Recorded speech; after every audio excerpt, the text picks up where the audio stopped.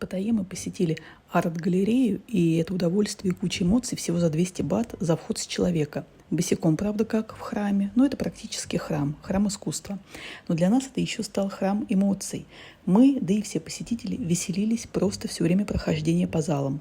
Одно наведение на арт-объекты с пометкой «Арт» чего только стоит, это незабываемо. Наслаждайтесь.